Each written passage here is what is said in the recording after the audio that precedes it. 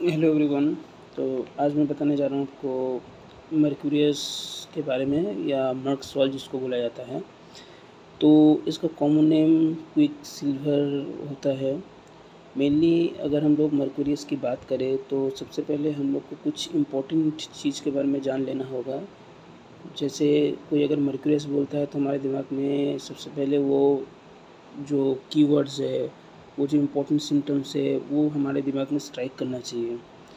तो सबसे पहले अगर हम बात करें कि मर्क्यूरियस में एक फाउल स्मेल, ठीक है, बहुत ही कैरेक्टरिस्टिक सिम्टम है फाउल स्मेल।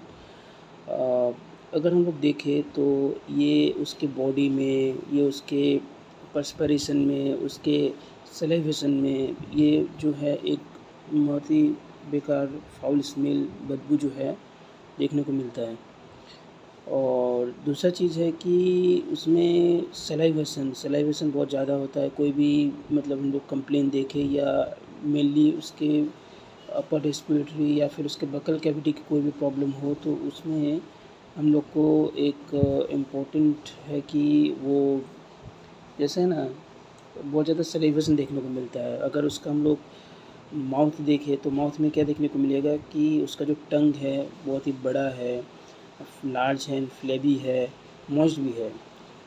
मॉइस्ट रहने के बाद क्या होता है, हम लोग जानते हैं कि मतलब प्यास तो नहीं है, मतलब डिहाइड्रेशन का तो कोई सिम्टम नहीं शो कर रहा है। लेकिन यहाँ पे ऑपोजिट है, यहाँ पे बहुत ज़्यादा मॉइस्ट रहने के बाद में भी वहाँ पे हम लोग को क्या देखने पड़ेगा कि इंटेंस थर्स्ट देखने को मिलेगा।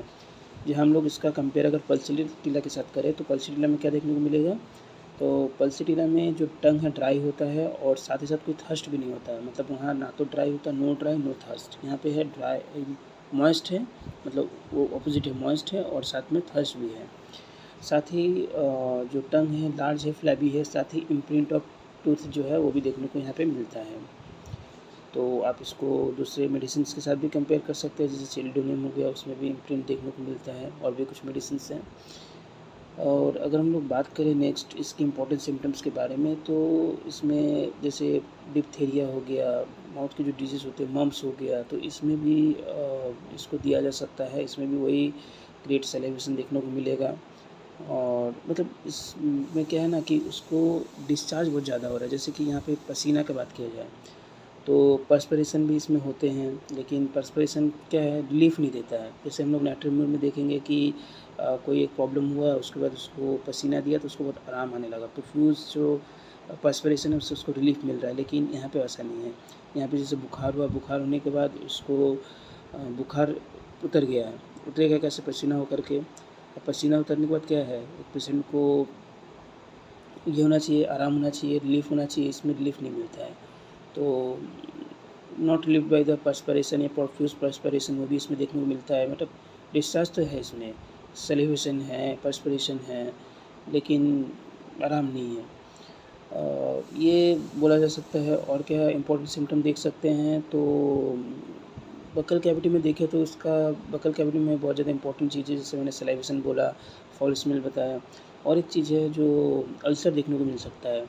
तो इसमें अल्सर देखने को मिल सकता है। अल्सर का जो एज होता है वो डिफाइंड नहीं होगा, मतलब बोल सकते हैं कि इरेगुलर होगा, बॉर्डर उसका अनडिफाइंड होगा, और अल्सरेशन देखने को यहाँ पे मिल सकता है। तो ये भी एक इम्पॉर्टेंट सिम्टम्स है। और नेक्स्ट अगर हम लोग देखें इसका एक्सट्रीमिटीज़ के बारे में, या उसके जो हाथ हैं ना वो ट्रिमर करते हैं, काँपते हैं, ठीक है, कोई भी एक्सर्शन कर रहे हैं, कुछ भी कर रहे हैं तो काँप रहे हैं। तो पैरालिसिस एजिटेंस में भी इसको मतलब रखा गया है, सिम्टम्स में इसके लिए इम्पोर्टेंट है। इसमें जैसे मैंने बताया कि डिस्चार्ज सिक्रेशन ज़्यादा है, तो इसमें एक है कि आपका यूरिन, मतलब वो जितना पानी पीता है उससे ज़्यादा उसको यूरिन होता है। जल्दी कोई मेडिसिन में नहीं मिलेगा, इसमें ये मिलता है। इसमें क्या है कि पेशेंट जितना पानी पी रहा है वो बोलेगा कि हम पानी इतना पी रहे हैं लेकिन मेरा जो यूरिन है उस ज़्यादा हो रहा है। तो ये भी एक सिम्टम यहाँ देखने को मिलता है। इसमें जितना पानी वो पिएगा उससे ज़्यादा उसको यूरिन निकलेगा। और नेक्स्ट है कि अ, उसमें एक नॉक्टर्नल यूरेसिस रात को भी होता है। तो ये तो कई मेडिसिन में मिल जाएगा, लेकिन यहाँ पे एक स्पेशल है कि इसमें it is stained with blood, blood के साथ स्टेन्ड होगा ये इसमें देखने को मिलता है। ये सर्सेपिलियर में भी है, तो ये चीज़ देखने को मिलेगा। और तो ये जो अल्सर है कहाँ देखने को मिलेगा, तो हमारे माउथ बकल कैविटी के अंदर में क्या क्या जगह है।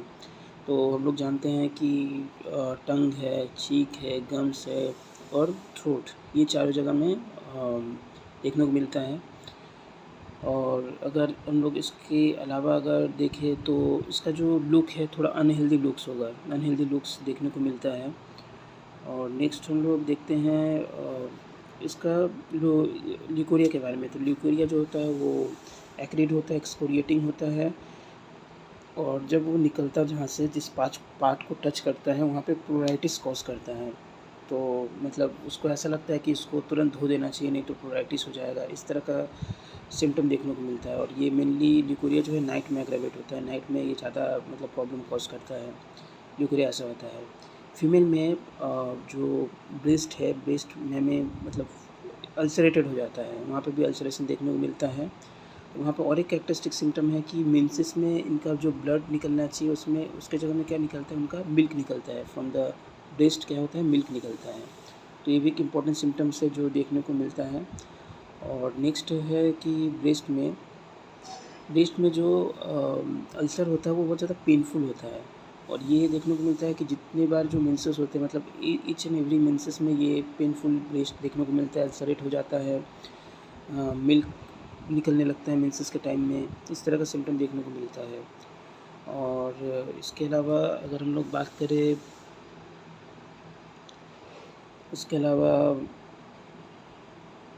ग्लैंडुलर एफेक्शन के बारे में बात करें तो ग्लैंडुलर एफेक्शन में क्या है कि इनका ग्लैंड का जो साइज़ है बढ़ जाता है, और साथ ही साथ इसमें सपुरेशन नहीं भी हो सकता, ज़्यादातर सपुरेशन नहीं होता। सपुरेशन अगर होगा तो बहुत ज़्यादा होगा, बहुत ज़्यादा अमाउंट में क्या होगा, प्रोफ्यूज सपुरेशन होगा स्पेशली, और नहीं तो सपुरेशन नहीं होगा। तो इस तरह का ग्लैंडुलर एफेक्शन देखने को मिलता है। इनका बोन में पेन होता है, वो जो पेन होता है बोन में, वो बोन का जो पेन है नाइट को एग्रेवेट हो जाता है, नाइट को वर्स हो जाता है, बहुत ज़्यादा प्रॉब्लम कॉज करने लगता है, मेनली रात को। ये रात में होने वाला प्रॉब्लम है, रात को बढ़ा देता है। और अगर देखा जाए तो मॉर्निंग सिकनेस देखने को मिलता है, इसमें प्रोफ्यूज सलाइवेशन के साथ देखने को मिलता है, जिससे क्या होता है कि उसका जो पिलो होता है वो वेट हो जाता है। इनका जो कफ है, कफ इम्पॉर्टेंट है। कफ कैसा है, तो कफ जो होता है इनका ड्राई है, रैकिंग है, इस तरह का आता है, जो कि 2 पैरोक्सिज्म में आएगा। इस तरह से दो बार वो खांसेगा, 2 बार लगातार, तो 2 ये में आएगा। और नेक्स्ट है कि आपका जो एग्रेवेट होता है, तो वो एग्रेवेशन नाइट में होता है, इसमें नाइट एग्रेवेशन देखने को मिलेगा। और वो जब लाई करता है बेड का जो वार्मथ है उससे भी उनका जो है कफ जो है एग्रेवेट हो जाता है। तो इस तरह का कुछ सिम्टम्स है। और इसके अलावा अगर हम लोग बात करें लंग्स और रेस्पिरेशन में क्या है, तो उनका जो राइट लोब का जो राइट में जो लोअर लोब होता है लंग्स में, उनमें उनको अल्सरेशन देखने को मिलता है, पेन रेडिएट करता है बैक में, तो ये देखने को मिलता है।